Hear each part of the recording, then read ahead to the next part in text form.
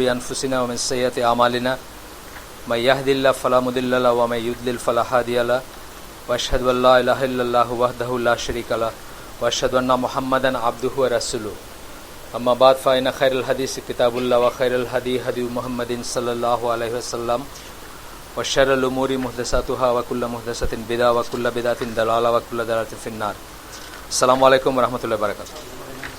তো আমরা গতদিন যেখানে শেষ করছিলাম তার থেকে নিয়ে আমরা আজকে পড়ব।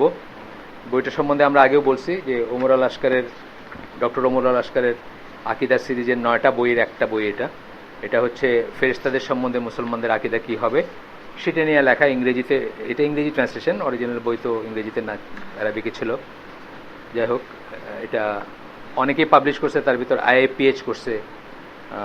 মানে পুরা সেটটা আপনার যদি কেউ হজে যান বা যদি কেউ, আগেও আমি বলছি যে যদি কেউ ইসে যান, আপনার মক্কায় যান, তো হিলটন যে টাওয়ারটা আছে ওটার 3 তলায় দেওয়া একটা বুক কর্নার আছে, বাংলাদেশিরাই বসে এখানে, তাদের কাছে বললে পুরা সেটটাই আনতে পারবেন। এবং এটা আমি মনে করি রেফারেন্স বই হিসাবে পুরা সেটটা সবাই ঘরে ঘরে থাকা উচিত। আমার পার্সোনাল ফিলিং আর কি, যে এটা একটা ওয়ার্থ কিপিং একটা সিরিজ, এটা রাখা উচিত। আল্লাহ যদি আমাদের তৌফিক দেন তাহলে এটা শেষ করার পরে আমরা কি পড়ব, আমরা আগেই ঠিক করছি যে ডেভিলস এন্ড জিন পড়বো আমরা। এই ফেরেশতাদের এটা 2 ভাগে ভাগ করছেন উনি। এক ভাগে ফেরেশতাদের কথা বলছেন, আরেক ভাগে বলছেন ডেভিলস এন্ড জিনস, মানে জিন এবং শায়াতিন যাদের বলি আমরা, তাদের কথা বলছেন। যাই হোক, এই অংশটা আমরা পড়তেছি the angels and the believers. বিশ্বাসীদের সাথে এক্সক্লুসিভলি ঈদের কি, ফেরেশতাদের কি ব্যাপার স্যাপার আমরা পড়ছি। কতগুলো ব্যাপার আছে, সবার সাথে আছে। আগে আমরা বলছি সব মানুষের সাথেই ফেরেশতাদের কিছু কর্মকাণ্ড আছে, আর কিছু কর্মকাণ্ড শুধুমাত্র বিশ্বাসীদের জন্য। তো বিশ্বাসীদের জন্য ওটা পড়তে পড়তে একটা জায়গায় আমরা শেষ করছি, এখন সেইখান থেকে ধারাবাহিকতা পড়বো ইনশাল্লাহ।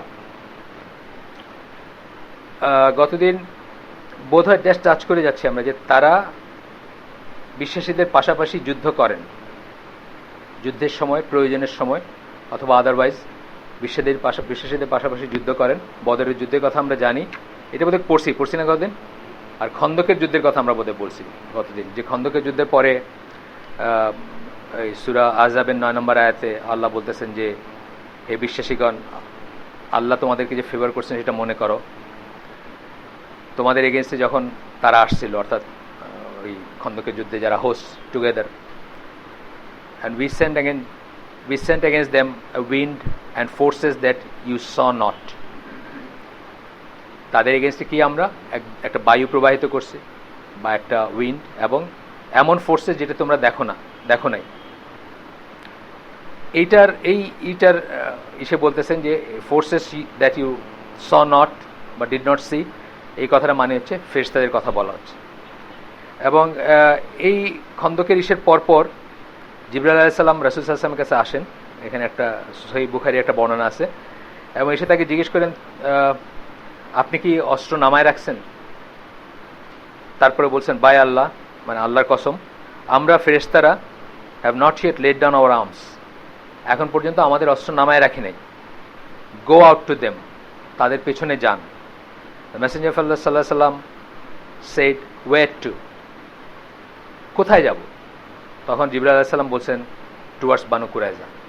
আপনি জানেন যে তার পরে বানু কুরাইজা রেড হয় এবং 700 মানুষকে বিহেডেড করা হয়, মানে বিকজ তারা এমন একটা ষড়যন্ত্রের অংশ ছিল যে ষড়যন্ত্রের হিসাবে হয়তো পুরা ইসলামই শেষ হয়ে যেতে পারত, হয় নাই, আল্লাহর ইচ্ছা না বা আল্লাহ দেন নাই হইতে, সেটা অন্য কথা। কিন্তু ষড়যন্ত্রটা ওই লেভেলের ছিল। আপনি যখন যে কেউ যুদ্ধে যায়, বা এখনও বা তখনও, আপনি শুধু সামনেই চিন্তা করেন, কিন্তু আপনি চিন্তা করেন না যে পেছনে আপনার শত্রু আছে, পেছনটার থেকে শত্রু আসে, এটা কিন্তু চিন্তা করেন। এরকম ডিজাস্ট্রাস একটা ব্যাপার।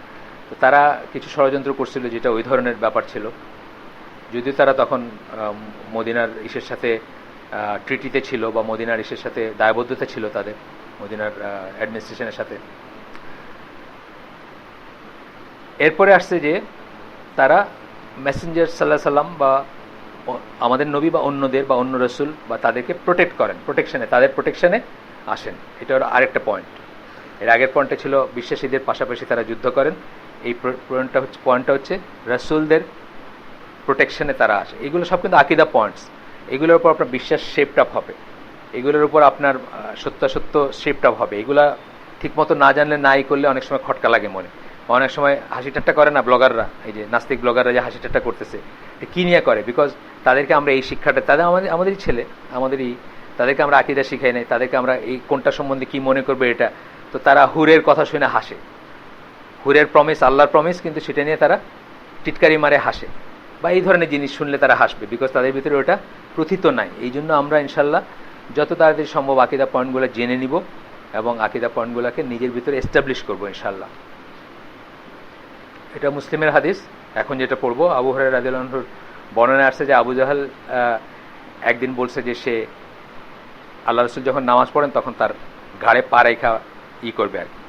মেইন কথাটা হচ্ছে এটা, মানে আমি সামারিটা বললাম। তখন সে আল্লাহ রাসূল সাল্লাল্লাহু আলাইহি ওয়াসাল্লামের যেখানে নামাজ পড়তেছেন সেখানে আসছে এবং সে তখন ঘোষণা দিছে যে এখন তার গলার উপরে সে পা রাখবে।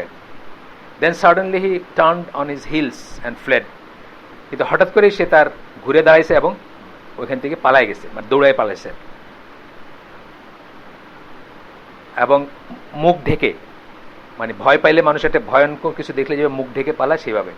তখন তাকে কেউ জিজ্ঞেস করছে যে কী হলো তোমার, কি হোয়াটস রং উইথ ইউ? সে বলল যে there was a ditch of fire between me and him, আমার এবং তার ভিতরে, মানে রাসূল সাল্লাল্লাহু আলাইহি ওয়াসাল্লামের ভিতরে একটা আগুনের গর্ত, ডিচ, গর্ত বলেন, গুহা বলেন বা আধার বলেন। অ্যান্ড টেরর অ্যান্ড উইংস, আর ভয় এবং ডানা সমূহ। মেসেঞ্জার আল্লাহ সাল্লাল্লাহু আলাইহি ওয়াসাল্লাম said, if he had come any closer the angels would have snatched him away. সে যদি আরো কাছাকাছি আসতো তাহলে ফেরেশতারা তাকে মানে কেড়ে নিয়ে যেত আর কি, সোজা কথা।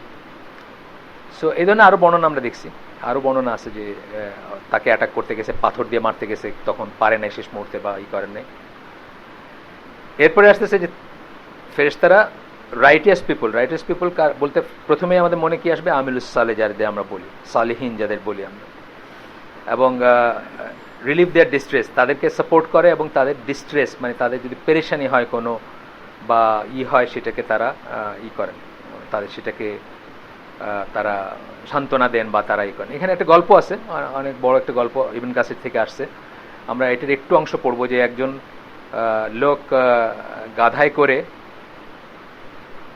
গাধায় করে মালামাল পরিবহন করত এবং সেই মালামাল পরিবহন করতে গিয়ে সে মালামাল এবং মানুষ অনেক সময় পরিবহন করত, একটা পার্টিকুলার পথ সে ফলো করত। তো একটা লোক একদিন তার ইসের সর হয়েছে, তার গাধার সর হয়েছে, গাধা বা খচ্চর। তো তখন সে অন্য একটা পথ দিয়ে তাকে নিয়ে যাচ্ছে, যে পথ দিয়ে ইউজুয়ালি যায়, একটা রুট আছে, সেখানে আরেকটা পথ দিয়ে নিয়ে যাচ্ছে। সেই পথ দিয়ে নিয়ে যাচ্ছে, সে জিজ্ঞেস করছে যে এই পথ দিয়ে তো আমি যাই না কখনো, বলে না এটা খুব সেফ আছে, কোনো সমস্যা নাই, চল। তারপরে একটা সময় গিয়ে সে বলছে যে তাকে হত্যা করবে সে, আর গাধার মালামাল বা খচ্চরের মালামালগুলো সব নিবে আর তাকে হত্যা করবে সে। তখন তাকে সে 2 রাকাত নামাজ পড়ার অবকাশ চাইছে তার কাছে, ওই লোকের কাছে, এবং 2 রাকাত নামাজে এই আয়াতটা সে পড়তে চাইছে, মানে তার মনে ছিল এই আয়াতটা, সূরা নামল এর 62 নম্বর আয়াত, is not he better than your gods, তিনি কি তোমাদের ওইসব ইলা যেগুলো মিথ্যা ইলা বা তোমাদের মূর্তি মার্তি এগুলো হচ্ছে বেটার না? Who response to the distressed one when he calls on হিম, যিনি যখন কেউ বিপদে পড়ে ডাকে তার সে রেসপন্স করেন। এই আয়াতটা সে অনেক কষ্টে মনে করছে, তার মনে আসতেছিল নার্ভাসনেস। ওই লোক বলতে তাড়াতাড়ি শেষ করো, তোমার শেষ করো, তারপর সব লয়ে চলে যাবো আর। তো সে শেষ পর্যন্ত এই করছে। তখন দেখছে যে সাডেনলি দেখলো যে একটা ঘোড়ার সওয়ারি ভ্যালি, মানে ভ্যালি মতো উপত্যকার প্রান্ত থেকে বের হয়ে আসলো, with a spear in his hand, spear মানে বর্ষা, এবং সে ওই লোকটার, যে লোকটা ডাকাইত আর কি, সোজা কথা ছদ্মবেশী ডাকাইত। এখন আমাদের বাসটা আজকাল ভিডিও করে না রাত্রে, যাত্রীর ছদ্মবেশে ডাকাত আর কি, এটা ছিল তখনকার ফর্ম অফ যাত্রীর ছদ্মবেশে ডাকাত। তো তাকে করলো, তাকে একটা বর্ষা মারলো এবং এটা তার একদম হার্ট দিয়ে বাইর হয়ে গেল। তখন মারা গেল সে, এবং মানে যিনি বণিক বা যিনি ওই পরিবহন করেন, পরিবহন ব্যবসায়ী যিনি, উনি তখন তাকে গিয়ে জড়ায় ধরছেন এবং বলছেন যে by Allah who are you. তখন উনি বলছেন যে I M A Messenger of the one who response to the distressed one, ওই যে আয়াতটা যে কথাটা আছে যে আমি হচ্ছি তার একজন বার্তাবাহক, মেসেঞ্জার, রসুল। রসুল ফেরেশতার বেলায় আমরা জানি যে অ্যাপ্লিকেবল একটা শব্দ, এবং যিনি মানে সেই আল্লাহর যিনি response to the distressed one, যে অসুবিধায় পড়ে, যে মুসিবতে পড়ে, পেরেশানিতে আছে, তার সে রেসপন্ড করেন when he calls on him, যখন তাকে ডাকা হয়, and who removes the evil, এবং যিনি মন্দকে দূরীভূত করেন। এটা that comes to A point, মানে আমরা সবাই জানি, বা এটা জানি সবাই, এখানে সবাই জানি। তারপরে একটা জিনিস কী করবে, যে কোনো বিপদে কিন্তু ফার্স্ট সাহায্যটা শুরু হবে আল্লাহকে দিয়ে, বা চাওয়াটা, দেন আসবাবে যাবেন বা অন্যান্য জিনিসগুলোতে যাবেন, মানে কজ অ্যান্ড এফেক্ট, কজুয়ালিটি যেটা বলি, ডাক্তার, ইঞ্জিনিয়ার অথবা হোয়াট এভার, যেটা যার যে বিপদ সে অনুযায়ী যার কাছে। কিন্তু এটা কিন্তু একটা সুন্নাহ যে কোনো ডিস্ট্রেসে আপনি আল্লাহকে দিয়ে শুরু করবেন আপনার চাওয়া।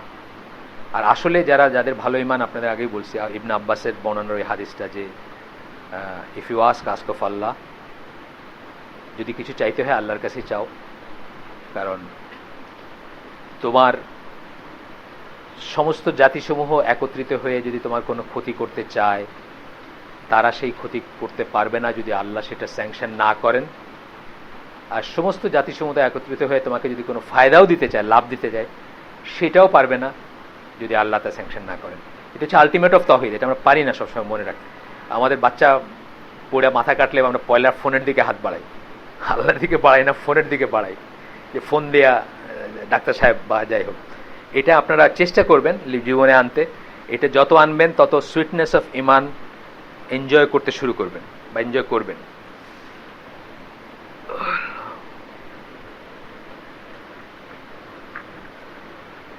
গেল।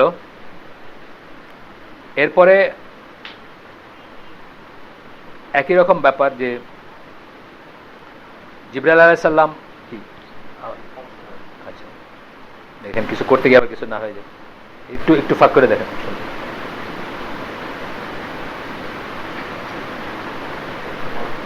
হ্যাঁ এখন ঠিক আছে। আচ্ছা, জিবরাইল আলাইহিস সালামের কথা ইবনে আব্বাসের বর্ণনায় রাসূল সাল্লাল্লাহু আলাইহি ওয়াসাল্লাম থেকে হাদিস আসছে, এটা হচ্ছে বুখারীর হাদিস, যে ইব্রাহিম আলাইহিস সালামের মাইগ্রেশনের পরে ইসমাইল আলাইহিস সালাম তার মাকে, যে ইসমাইল আলাইহিস সালাম কিন্তু তখন নবী না, তখন একটা বাচ্চা, তার মাও কিছু না তখন, তাদেরকে যে করছেন, আমাদের এইটা আমরা কি পড়তেছি, এই চ্যাপ্টার, এই অংশটা কি, রাইটিয়াস পিপল ডিস্ট্রেস রিলিফ করেন, এটার আন্ডারে পড়তেছি আমরা। তখন যে পানির ব্যাপারটা, পানির এই গল্পটা আছে, আমি এতে গেলাম না, আমরা সবাই জানি এখানে, বা আপনারা সবাই জানেন। সো এই যে জমজমের যে ঘটনাটা বা যেভাবে পানিটা আসলো, এখানে আসছে যে তিনি ছিলেন জিবরাইল আলাইহিস সালাম, মানে যিনি এই ব্যবস্থাটা করছেন। জিবরিল ডাক, এটা একটা হাদিস, এটা হচ্ছে মুসনাদ আহমদের হাদিস। প্রথমটা যেটা বললাম ওটা ইবনে আব্বাসের বুখারী হাদিস ছিল, ওইটার গল্পটা আছে পুরোটা। আর এটাতেও আছে যে মানে এটা যে জিবরিল ছিলেন সেই ব্যাপারেই আর কি। when Jibril dug Zamzam with his heel, the mother of Ismail started to scoop up earth around it, মাটি উঁচা করে দিলেন চারিদিকে, এই বর্ণনাটা আসছে। তার মানে জিবরাইল আলাইহিস সালাম ছিলেন, এবং তারা মানুষ যখন ডিস্ট্রেস থাকে, আপনি জানেন ডেজার্টে যারা গেছেন, সৌদি আরব যারা গেছেন, আপনি গেছেন না, হজে গেলেন গতবার না, মানে পানির ব্যাপারটা কি এটা রিয়েলি ওখানে না গেলে বোঝা যায় না। একদিন আমি প্রথমবার যখন হজ করি, এটা জুন মাস ছিল, কড়া গরম, কোনো একটা ট্রাফিক জ্যামের জন্য এক জায়গায় মানুষ আনএক্সপেক্টেডলি 15 মিনিট দাঁড়ায় আছে ধরেন আপনার, এবং আমি বুঝলাম যে মানুষ ছটফট করতে শুরু করছে, কার কাছে পানি আছে, মানে যে যারে পারতেছে পানি দিতেছে। এরপরের স্টেপই হচ্ছে কলাপস করবে আর ডেজার্টে পানির ব্যাপারটা এরকম। মোহাম্মদ আসাদের বর্ণনা খুব সুন্দর আসছে, কেউ যদি না পড়ে থাকেন পড়তে পারেন, রোড টু মেক্কা যে বইটা, একদম মানে এত সুন্দর একটা বর্ণনা যে লাইফ কত প্রেশাস ওইখানে, এবং কিভাবে পানি নির্ভর জীবন আমাদের। যাই হোক, ডিস্ট্রেস রিলিফ করেন। এরপরে এটা আসতেছে যে ফেরেশতারা রাইটিয়াস যারা, সালিহিন যারা, তাদের জানাজা অ্যাটেন্ড করেন। বিলিভারদের সাথে তাদের কি সম্পর্ক, কিভাবে সম্পর্কিত তারা। এখানে হচ্ছে যে একটা হাদিস আসতেছে, এটা হচ্ছে এক সেকেন্ড, এটা অনেক মানে ভিন্ন একটু সামান্য ভিন্ন বর্ণনায় অনেক কিছুর হাদিস, মুসলিমের হাদিস, তারপরে আরো নাসাই বা অন্যান্য জায়গায় আসছে, রেফারেন্সগুলো সব আছে, আমার রেফারেন্স পড়ার দরকার নেই এখানে। এই বইটা আপনার চাইলে কালেক্ট করতে পারবেন ইনশাল্লাহ, এবং চাইলে প্রিজার্ভ করতে পারবেন। সাদ বিন মুআজ, আপনি জানেন সাহাবী যিনি ওই যে বানু কুরাইজার ইটা করছিলেন, তো this is the one at whose, তার কথা বলতে গিয়ে আল্লাহ রাসূল সাল্লাল্লাহু আলাইহি ওয়াসাল্লাম বলতেছিলেন এর মৃত্যুতে আল্লাহর আরশ কেঁপে উঠছিল, তার মৃত্যুতে। and for whom the gates of heaven are opened, আকাশের দরজা খুলে গেছিল বা খুলে গেছে। 70,000 angels attended his funeral, 70,000 ফেরেশতা তার জানাজা অ্যাটেন্ড করছিলেন। and he was squeezed in the grave once, আপনারা জানেন মাটি চাপা দিবে আমাদের, just once, তারপরে once, কিন্তু তারপরে once মানে আপনার আমার স্ট্যাটাস কোথায়, মানে এটা আমাদের চিন্তা করা উচিত। and he was released, একবারই স্কুইজ করে ছেড়ে দেওয়া হয়েছে তাকে। যাই হোক, ইবনে ওমরের বর্ণনা আসছে, এটা নাসায়ের টেক্সটে আমরা পড়লাম এটা। এরপরে কি, they shade the shaheed with their wings, শহীদকে তারা ডানার ছায়া দিয়ে রাখেন। এগুলো কিন্তু আপনি আমি প্রমাণ করতে পারবো না। আকীদার প্রত্যেকটা পয়েন্ট হচ্ছে, বা ইমানের প্রত্যেকটা পয়েন্ট হচ্ছে না প্রমাণ করে, করতে পেরে, না দেখে বিশ্বাস করতে হবে। প্রমাণ করে বা অঙ্ক মিলায় বিশ্বাস করতে হলে সবাই বিশ্বাস হয়ে যেত দুনিয়ার, এটা বুঝতে হবে। সুতরাং তার আগের গ্রাউন্ড ওয়ার্কটা করবেন, যেগুলো কে বলছেন। আমি সবসময় বলি যে মানে নতুন মুসলিম অথবা সেকুলার মুসলিম বা নতুন করে নামাজ পড়তে শুরু করছেন তাদেরকে বলি যে প্রথমে মনে যে সংশয়টা থাকে আল্লাহ আছেন কি না, এটা কিন্তু বহু মানুষের সংশয় আছে। অ্যাগনোস্টিকদের সংশয়টা কি, থাকলে আসেন, না থাকলে না, আই ডোন্ট নো, এভাবে বলবো আপনার সাথে কথা। থাকলে আসে, না থাকলে না, আই ডোন্ট নো, আমি জানতে পারি না, আমি জানার কোনো উপায় নেই আমার, এভাবে বলবে। তা আমি বলি যে এই পয়েন্টটাতে ব্যাংক করবেন, আল্লাহ যে আসেন এটা সম্বন্ধে অ্যাবসলিউট শিওর হবেন, যত সময় লাগে দিবেন। এন্ড তারপরের পয়েন্টটা হচ্ছে মুহাম্মদ সাল্লাল্লাহু আলাইহি সাল্লাম আল্লাহর প্রেরিত রাসূল, এই পয়েন্টটাতে যত গবেষণা দরকার করবেন। এটার অল্টারনেটিভ প্রপোজিশন হচ্ছে কোরআন আল্লাহর কাছ থেকে আসছে, মানে যে কোনো একটা করলেই হয়েছে। রাসূল আল্লাহর কাছ থেকে আসছেন, বা আল্লাহর রাসূল, সত্য রাসূল, আল্লাহর নবী, আল্লাহর রাসূল, এইটাই হয় কনভিন্সড হবেন। তাহলে কি হবে, তাহলে উনি বলছেন কোরআন আল্লাহর কাছ থেকে আসছে, ওইটাই কনভিন্সড হবেন আপনি। অথবা কোরআন যে আল্লাহর কাছ থেকে আসছে এটাই কনভিন্সড হবেন, তাহলে এটাতে কনভিন্সড হবেন, ভাইস ভার্সা। দুইটা একই জিনিস আসলে। এই দুইটা যখন হবেন তখন তাদের মুখ থেকে যখন, তার মুখ থেকে যখন বের হবে এই কথাগুলো, অথবা আল্লাহর কালাম থেকে যখন আসবে, তখন আপনার সংশয় হবে না। আপনি এগুলাকে নেবেন কি ইনফরমেশন হিসাবে, সামথিং আই ডোন্ট নো, যেন আমি আমার এই জীবনে সম্ভব না,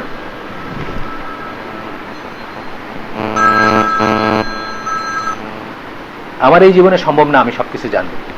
আপনি কোয়ান্টাম মেকানিক্স জানেন, আমি জানি না, আমি পড়ছি বিজনেস নিয়ে, তাই না? আমি আপনাকে জিজ্ঞেস করলাম যে ভাই এটা কেমন হবে, আপনি বললেন, ইনফরমেশনটা আমি নিলাম, নিয়ে এটা মেনে নিলাম, তাই না? আমার পক্ষে সব এইভাবে যখন বিশ্বাসে আসবেন তখন আপনার কাছে এটা ইট ইজ ইনফরমেশন, এটা নট টু বি ভেরিফাইড। নাহলে আপনি মারা গেছেন। এখানে যে কটা হাদিস পড়ছি প্রত্যেকটা যদি আপনার মনে সংশয় জায়গায়, প্রত্যেকটা যদি আপনি ভেরিফাই করতে যান, আপনি কয়েক শতবার জন্ম নিয়েও পারবেন না।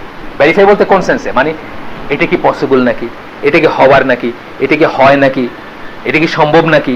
তাহলে ফেরেশতার আছে না কতগুলো ফ্যালাসিয়াস ব্যাপার। আল্লাহ আমাদেরকে ই করুন, আমাদের জীবনের সময় খুব লিমিটেড, আমরা যেন প্রপার ওয়েটা পাই, হাউ টু ম্যানুভার। এটা কি ওনার আপনারটা, সেই লোক করেই যাচ্ছে আপনাকে, ফোনটা সাইলেন্টই করে দেন। ও আচ্ছা, এটা এক লোক থেকে অনেক কটা মেসেজ পাঠায় যাচ্ছে, মানে অ্যাজিউমিং দ্যাট উনি চিনবেন না তাকে। আচ্ছা, এরপরে হচ্ছে তাদেরকে ডানা দিয়ে ঢেকে রাখেন। আচ্ছা, এক সেকেন্ড আমি ধরে। সালাম আলাইকুম দোস্ত, আমি একটা হালাকায় আছি, বল। এই জন্য কেটে দিয়েছিলাম আমি। হ্যাঁ, পরে আমি করবো না, তাই কল ব্যাক করবো ইনশাল্লাহ। আমার ফ্রেন্ড, জাহাজি ফ্রেন্ড, তো সে পয়লাবার কাটা দিয়েও কনভিন্স হয় না যে আমি কাটছি। ডাইমেনশনটা তো অন্য, বুঝছেন না? ওই ডাইমেনশন এগুলো আসেই না। যাই হোক, আল্লাহ মাফ করুন। একই সাথে আমরা একই জায়গা থেকে, এখনো সে ক্লিন শেভ, এখনো মনে করতেছে জীবনে অনেক সময় আছে, এখনো হজ করে নেই, মানে সে ব্যাংক খুলতে পারে এই পরিমাণ। যাই হোক, আল্লাহ মাফ করুন। নাম বলিনি তো আপনাদের, না? হ্যাঁ, না, নাম বলি নাই, নাম বললে এটা ইট ইজ রেকর্ডেড, বুঝছেন না, আর প্লাস রেকর্ডেড। এটা তো 750 কোটি মানুষ শুনতে পারে ইন্টারনেটে। আমি মাঝে মাঝে চিন্তা করি যে আমাদের এখানে ওই আইন প্রয়োগকারী সংস্থার কেউ যদি এসে জিজ্ঞেস করে যে ভাই আপনারা এনে কি করতেছেন, ভাই এটা তো আমি খুলা এটা দিয়ে রাখছি, 750 কোটি মানুষ চাইলে জানতে পারে আমি এনে কি করতেছি।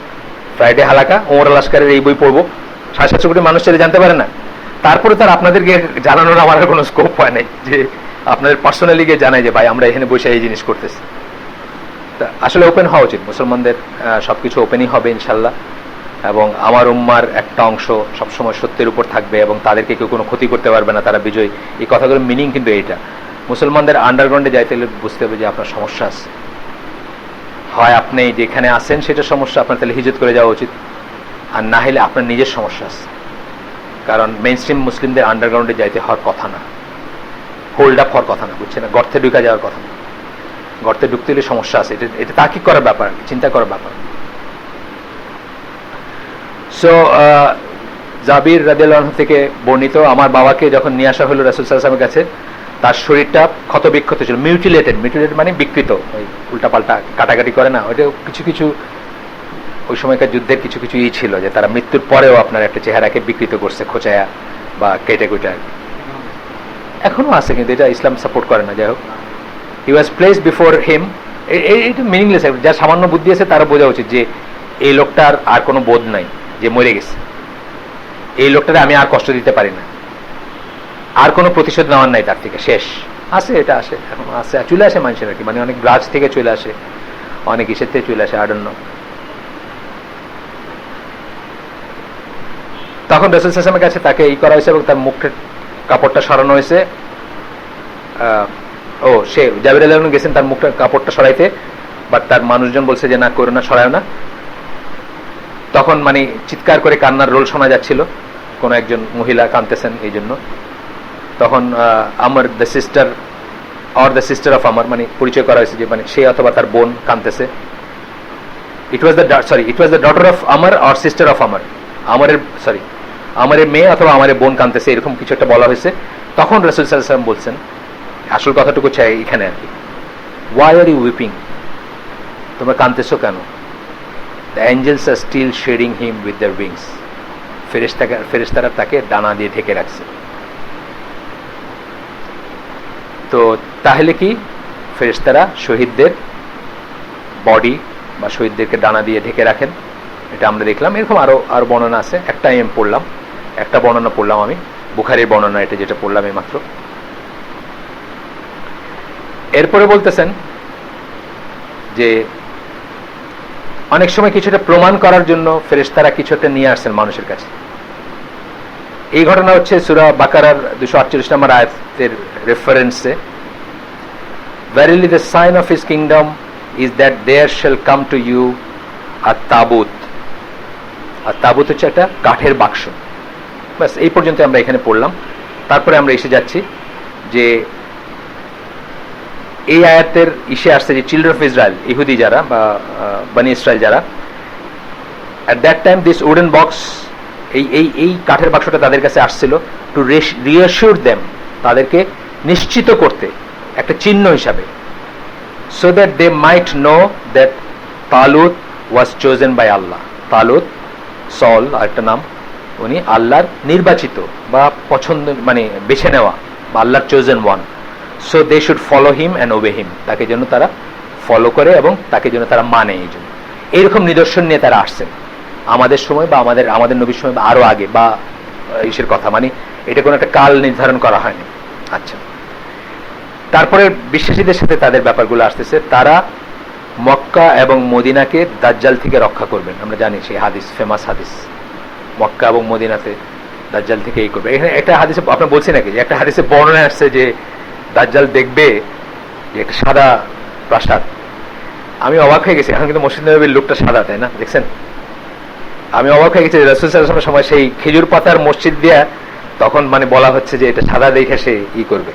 এখন কিন্তু দেখেন দূরের থেকে সাদা লাগে, গেছেন না, সাদা পাথরেরই লাগে, হোয়াইট লুকিং আর কি। যাই হোক, এটা জাস্ট মনে পড়লো প্রসঙ্গত, এই জন্য বললাম, এটা এখানে নাই। তো এটা ওই যে ফাতেমা বিনতে কায়েসের যে হাদিসটা, অনেক হাদিস, সেটার বর্ণনা আমি পুরোটা পড়লাম না, মানে যে জায়গাটায় আসছে যে পৃথিবীর কোন শহর নাই যেখানে আমি না ঢুকবো, দাজ্জাল বলতেছে ওই হাদিসের একটা অংশে, during a period of 40 days, 40 দিনের একটা সময়ের ভিতরে। আজকে আপনারা ওই কি বলে কি নাম ওইটার, অ্যাংলো ফ্রেঞ্চ কনকর্ডের যুগে বা আরো তো রয়েছে বাকি, 40 দিনে সারা পৃথিবী করে কিছুই না, আপনি বুঝতেছেন না? তো 40 দিনের ভিতর সে সময় যাবে। বাট দুইটা জায়গা, অ্যাপার্ট ফ্রম দুইটা জায়গা, একটা বলছে মক্কা নাম সে তখন বলছে সেই হাদিসে, আরটা বলছে তিবা। আমরা দেখবো যে তিবা হচ্ছে মদিনার একটা নাম, আর অনেক নাম আছে মদিনা, তিবা আরো আরো অনেক রকমের নাম আছে, মানে ই নাম কি বলে আদর করে নাম আছে, অনেক ধরনের নাম। মুসলমানদের খুব সফট কর্নার মদিনার জন্য, এবং মদিনারও খুব সফট কর্নার মুসলমানদের জন্য। আপনারা এটা ইউ ক্যান ফিল ইট, যারা মক্কা মদিনা দুই জায়গায় গেছেন আপনারা ফিল করতে পারবেন যে Medina has got a special place in the heart of Muslims, আর মদিনার হার্টেও মুসলমানদের জন্য একটা স্পেশাল জায়গা আছে। তো যাই হোক, এখানে অনেকেই গেছেন, তো ভাই শিফুল্লাহ ভাই গেছেন, করেন না? নিয়ত করে ফেলবেন ইনশাল্লাহ, মানে one of the first things to do. কিন্তু এটা মেয়ে আছে নাকি আপনার? আচ্ছা, মেয়ে বিয়ে ছেলে বিয়ে দিতে হবে কোনো কথা নেই, আমি বলতেছি এস্টাবলিশ করতে হবে এমনও কোনো কথা নেই। তবে এইবার না করছে তারা, এবার তারা দেখছেন তো আমাদের গ্রুপে একটা মেল দিছে, এবার তারা রিকোয়েস্ট করছে সম্ভব হইলে হজ পোস্টপোন করতে। এবার খুব ঝামেলা হবে আসলে, এবার যে জায়গাটাকে এত কমে গেছে বিচরণ ক্ষেত্র, খুব ঝামেলা হবে, এই জন্য তারা অফিসিয়ালি রিকোয়েস্ট করছে সৌদি আরব। যাই হোক, every time I try to enter one of them, প্রতিবার আমি যখন এই দুইটার একটাতে ঢুকতে যাব, I will be met by an angel, আমাকে আমার মুখোমুখি হয়ে দাঁড়াবেন ফেরেশতা, উইথ অ্যান আনশিপ সোর্ড, খোলা তরবারি, সোজা কথা, ঢাকা না যেটা, ইন হিজ হ্যান্ড, তার হাতে থাকবে, who will prevent me from entering, যিনি আমাকে ঢোকার থেকে বাধা দিবেন। At every gate there is an angel guarding it, যত প্রবেশ পথ থাকবে সবখানে একজন করে ফেরেশতা থাকবেন গার্ডিং ইট। এটা আসলো আর কি, এটা হচ্ছে একটা জিনিস তারা বিলিভারদের জন্য করেন। আচ্ছা, এরপরে এখানে আরো বর্ণনা আসছে যে তখন রাসূল সাল্লাল্লাহু আলাইহি সাল্লাম মিম্বরে ছিলেন, যে লাঠি থাকতো তার হাতে সেটা দিয়ে তিনি স্ট্রাইক করছেন, স্ট্রাইক করে বলছেন this is Taiba, this is Taiba, this is Taiba. ওই যে তিবা শব্দটা যেখান থেকে আসছে 3 বার বলছেন আর কি, মিনিং আল মদিনা, মানে এইটা মদিনা। আচ্ছা, বুখারী বর্ণনায় আরেকটা হাদিস আসছে যে দাজ্জালের টেরর, যেটা টেরর বলতে একটা তো হচ্ছে ধরেন ফর এক্সাম্পল হিজ ছোট বুশ, কথার কথা, যেখানে যেতেছে বোমা মাইরা, এইটা তো এক ধরনের আছে। আর একটা টেরর কি, মানে ইমান হারানোর একটাই কিন্তু আছে এটার সাথে। দাজ্জাল এমন কিছু জিনিস আপনার কাছে প্রেজেন্ট করবে যাতে আপনার ইমান টলটলামান হয়ে যাবে। যেমন ফর এক্সাম্পল অ্যাপারেন্টলি মৃত মানুষকে সে জীবিত করে দিবে বা জোড়া লাগাই দিবে, বুঝছেন না? কিছুটা তখন হয়ে গেছে অলমোস্ট, মানে ধরেন যে ডক্টর ক্রিশ্চিয়ান বার্নার যখন প্রথম হার্ট ট্রান্সপ্লান্ট করলো তখন অনেকে বলছেন যে দাজ্জাল এসেই পড়ছে, বুঝছেন না? হার্ট ট্রান্সপ্লান্ট করা তো মানে তখনকার টেকনোলজিতে, তখনকার চিন্তায় তো একটা নতুন জীবন দেওয়ার মতো মনে হয়েছে অনেকের কাছে, নজবিল্লাহ। তো যাই হোক, মদিনায় ঢুকবে না, এটা বুখারী থেকে আসছে, রাসূল সাল্লাল্লাহু আলাইহি ওয়াসাল্লামের হাদিস।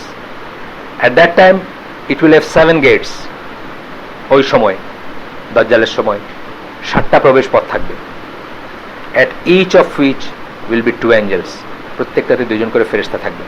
আরেকটা বর্ণনা পাইলাম, আরেকটা ভেরিফিকেশন, আরেক ধরনের বুখারী আরেকটা বর্ণনা আছে। দাজ্জাল জিনিসটা আমি একটু বেশি পড়লাম, তার কারণ কি জানেন? বহু মানুষ আছে দাজ্জালে বিশ্বাস করে না, অথবা অতি বিশ্বাস করে, দুইটাই আছে। অতি বিশ্বাস করে টেলিভিশনের দাজ্জাল বলতেছে কেউ, বুঝছেন না? কেউ ইসেরে, আর কেউ আছে বিশ্বাস করে না যে এই হাদিস হইতেই পারে না, এটা ঠিক না। দুইটাই আছে, কিন্তু আপনি একটু পড়াশোনা করলে জানবেন দাজ্জালের হাদিস, এই হাদিস ফাতেমা বিনতে কায়েসের হাদিস বহু মানুষ মানে না, বহু মানুষ এটা এক্সপ্লেন করতে পারে না দেখে মানে না। এখন এক্সপ্লেন করতে পারে না, এক্সপ্লেন তো আমি সবকিছু করতে পারবো না, আগেই আমি বলছি, মানে ডাইমেনশন গুলো এক্সপ্লেন করতে পারে না, যে তখন দেখলে এখনো বুঝছেন না ব্যাপারগুলো। তো ইমরান নাজার হোসেন চেষ্টা করছেন একটা জোড়াতালি দিতে তার বইতে, ওই যে Jerusalem in the Quran, but I don't like that also. এটা হলো একটা কনজেকচার আর কি, নিজের মতো করে আপনার মনে যে আসলো আপনি এটা বললেন। হাদিস নিয়ে এই আমার মনে হয় বলে কিছু বলা উচিত না আসলে। হাদিস নিয়ে বা কোরআন নিয়ে আমার মনে হয় এরকম বলে কিছু বলা উচিত না। সহিহ বুখারীর আরেকটা হাদিস, আবু হুরায়রার বর্ণনায় রাসূল সাল্লাল্লাহু আলাইহি ওয়াসাল্লাম বলেন, মদিনার গেট সমূহে ফেরেশতা আছে, নাইদার প্লেগ নট দাজ্জাল উইল এন্টার ইট, প্লেগও ঢুকবে না, দাজ্জালও এখানে ঢুকতে পারবে না। প্লেগ, হ্যাঁ প্লেগ একটা পার্টিকুলার, প্লেগ যদি আমরা আক্ষরিক অর্থে নেই তাহলে একটা পার্টিকুলার অসুখ, এখন খুব কম পৃথিবীতে, বা হয়তো ইরাডিকেটেড টোটালি। ইঁদুর থেকে, হয়তো ইঁদুর ছিল তার বাহন, যেটা প্লেগ ইটসেলফ। আর অনেক সময় হয় কি, হোন্ডা, আমাদের সব মোটরসাইকেলের হোন্ডা বলি না আমরা, প্লেগ বলতে সব মহামারী বোঝায় আর কি। এখন প্লেগ বলতে সাধারণ অর্থে সব মহামারী বোঝায়, কিন্তু আসলে একটা পার্টিকুলার রোগের নাম।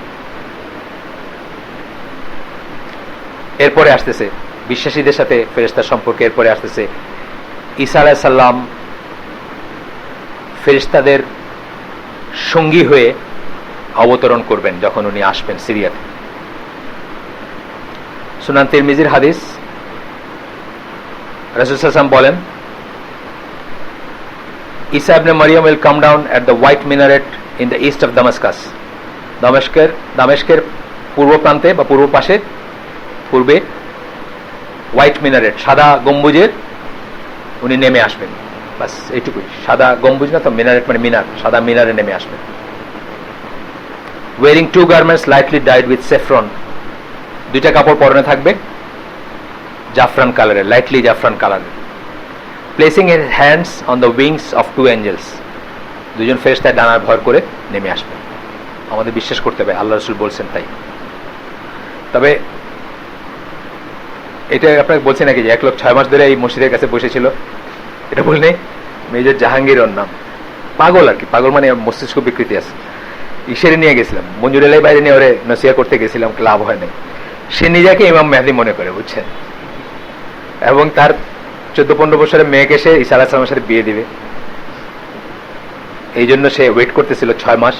তার ভিসা এক্সপায়ার হয়ে গেছে, পরে ওই মসজিদের প্রবাবল মসজিদ যেটা সিরিয়াতে আর ভিসা এক্সপায়ার হিসেবে পুলিশে আন্দার করে দিয়েছে, পরে দেশে আসছে আর কি। সে এবং সে তার মেয়ে সিরিয়াসলি বিশ্বাস করে যে সেই। তো ওইখানে মঞ্জুর ভাই তাকে চেষ্টা করছেন অনেক বোঝাইতে যে এটা একটা, সে নিজেই বলতেছে তার সাইকিয়াট্রিস্ট, সে ইউএনএ জাতিসংঘে চাকরি করতো, সাইকিয়াট্রিস্ট তারা বলছে তার বাইপোল ডিসঅর্ডার আছে, মানে একসময় মনে হবে আপনি পৃথিবীর রাজা, আরেক সময় মনে হবে আপনি ফকির, এটা হলো বাইপোল ডিসঅর্ডার। কিন্তু সে এখানে তারপরে আইসা ওখানে শুনে টেনে গেল, গিয়ে পরে যে বাসায় প্রোগ্রামটা হচ্ছিল ব্রিগেডের বেগের বাসায়, পরে আইসা আবার ওনাকে বলছে যে স্যার, আমার কিন্তু আপনাকে জাহান্নামের থেকে বাঁচানোর কথা ছিল, আমি আপনাকে বললাম, বিশ্বাস করেন না না করেন এটা আপনার ব্যাপার আর কি। আইসা আবার ওনাকে বলে গেছে যে আমি চেষ্টা করছি আপনাদের সবাইকে বাঁচাইতে, মানে তার উপরেই আসলে আমরা জাহান্নাম থেকে বাঁচা গেলাম আর কি। আর তারে মঞ্জুর ভাই তাকে লাস্টে একটা কথা বলছেন যে ইমাম মাহদীর একটা বয়স আছে না, বয়সের একটা প্রেডিকশন আছে, তো আপনার তো ওই বয়স পার হয়ে যেতেছে, অল্প দিনে আপনি বুঝবেন যে আপনি ইমাম মেহেদী না আর কি। এখন কি অবস্থা আমি জানি না। আর্মির মেজর ছিল, পরে জাতিসংঘে চাকরি করতো, মাথা টাথা ক্র্যাক হয়ে গেছে। সে আবার 19 থিওরি প্রপাগেট করতো বাংলাদেশে, 50,000 টাকা দিয়ে মানুষ পালতো, মানে নেভির কারের এক্স রিটায়ার কোন অফিসারের 50,000 টাকা ওদের পার মান্থ দিয়ে পালতো, তার 19 থিওরিটা প্রপাগেট করার জন্য, মানে সবকিছু মানে স্যাটানিক আর কি, বুঝছেন না। মানে ওইখান থেকে হয়তো ইহুদি 19 থিওরি কারা প্রপাগেট করছে, ইহুদিরা করতেছে। সো ওই সব মিলে একটা জয়া খিচুড়ি ভাব আর।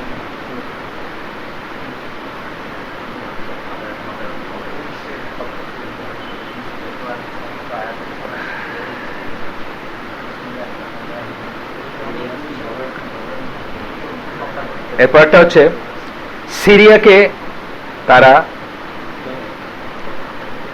সিরিয়ার উপর তারা ডানা বিস্তার করে থাকেন। সিরিয়া ঠিক না, আসাম আর কি।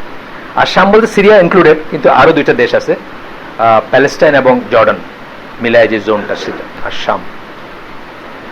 এটা হচ্ছে শায়েখ নাসির সেড, আচ্ছা যাই হোক, এটা এখানে কোনো উইক হাদিস নাই, সোজা কথা। এ বা বি হইতে পারে, এই ইনি বলছেন এটা, উনি বলছেন এটা, বড় জোরে এটুকু হইতে পারে।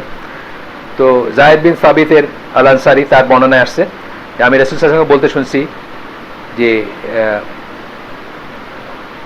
আসাম কতই না আশীর্বাদ পুষ্ট, বা কতই না লাকি, বা কতই না ইয়ালা, মানে আল্লাহর তরফ থেকে ব্লেসেড, বা এরকম। তখন তারা জিজ্ঞেস করছেন যে কেন, সেটা কেন?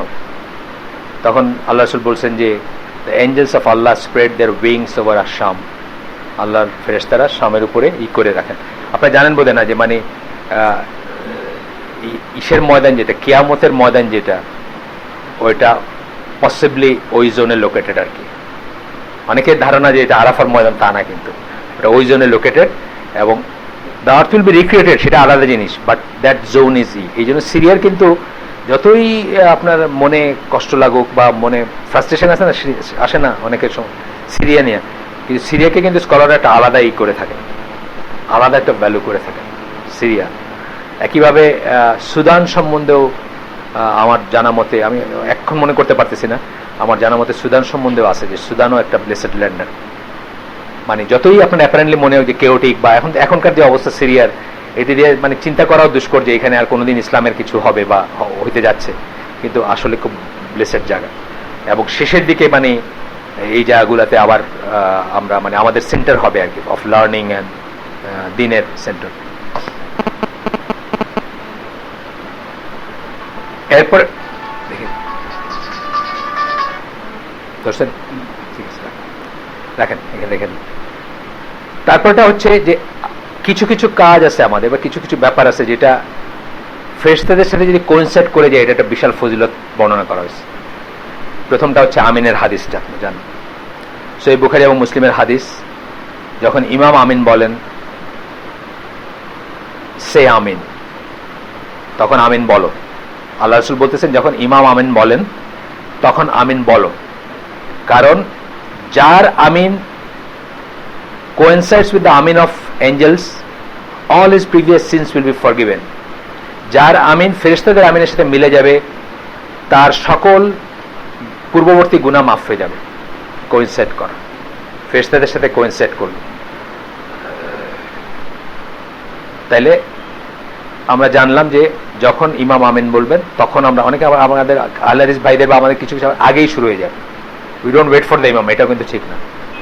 যখন বলবেন মানে এটা একটা লিসেনিং এর ব্যাপার আছে, না বললে তারেন এটা আমি কি করব? হ্যাঁ, না না বলবেন, ঠিক আছে, না আস্তে বলে, জোরে না বললেও আস্তে বলে, না সমস্যা না, সমস্যা হবে আস্তে জোরে বলতে, মানে এটা হচ্ছে হ্যাঁ আমিন, মানে ডিস্টার্ব হলো না, কারো কোনো ওভারটেক করা হবে না। কোথায় আছেন? ভাইয়ের বাড়ি রোগী দেখতে? এমনি ওয়াইফ এখানে আপনার থাকবে আজকে?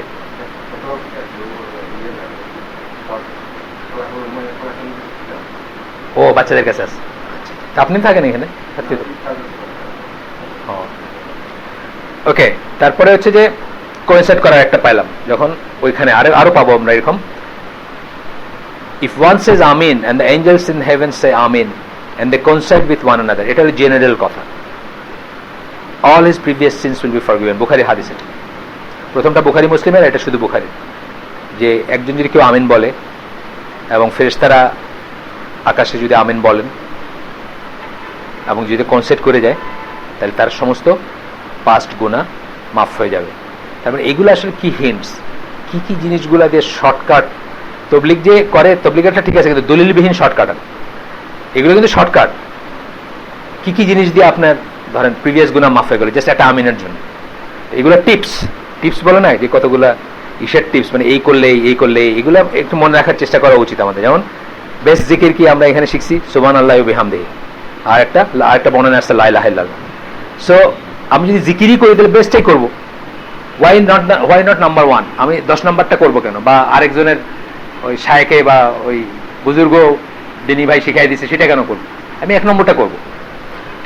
টিপস, সহিহ বুখারীর একটা বর্ণনা আবু হুরায়রা রাদিয়াল্লাহু আনহুর ইসে, সেটা হচ্ছে যে যখন ইমাম বলে সামিআল্লাহু লিমান হামিদা, তখন বলো রাব্বানা ওয়া লাকাল হামদ, তখন বলো whoever's words coincide with those of the angels, all his previous sins will be forgiven. তার মানে ফেরেশতারা এই কথাটা বলেন এবং যারটা ফেরেশতাদের সাথে মিলে যাবে তার সমস্ত আগের গুনাহ সব মাফ হয়ে যাবে।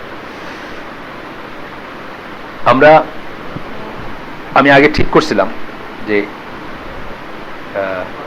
4টা বাজে, শেষ করে দিচ্ছি আমি। তাহলে আমরা আগে ঠিক করছিলাম যে আজকে মোটামুটি এই লেন্থে পড়বো। আমরা এখন আছি 99 পৃষ্ঠায়, 120 পৃষ্ঠার বই। আমি আশা করতেছি আগামী 2 সেশনে আমরা আমাদের শেষ হবে ইনশাল্লাহ, এবং আমরা তারপরে ইসে যাইতে পারবো, মানে অন্য বইটাতে যাইতে পারবো। এখানে এটা একটা নতুন হেডিং শুরু হবে দেখে আমি স্টপ করলাম, আর কিছু না। সেই হেডিংটা হচ্ছে যে আমাদের কি অব্লিগেশন আছে টুয়ার্ডস দ্য অ্যাঞ্জেল, কি করণীয় আছে বা করণীয় কিছু আছে কিনা, সেগুলো কি, সেগুলো একটা ইস্যুর উপর আসবে। যেমন ধরুন নট অফেন্ডিং দ্য অ্যাঞ্জেলস, যে সমস্ত কাজ ফেরেশতাদের অফেন্ড করে, there are things, just for example ঘরের ভিতর ছবি, মিউজিক, ছবি, কুকুর, ঘন্টা, এগুলো থাকলে রহমতের ফেরেশতা আসেন, তাদের অফেন্ড করা হয়। তাহলে আমাদের অব্লিগেশন কি তাদেরকে অফেন্ড না করা। এই জিনিসগুলো আমরা ডিটেলসে পরের দিন পড়বো ইনশাল্লাহ। সুবহানাকাল্লাহুম্মা বিহামদিকা আশহাদু আল্লা ইলাহা ইল্লা আনতা আস্তাগফিরুকা ওয়া আতুবু ইলাইক।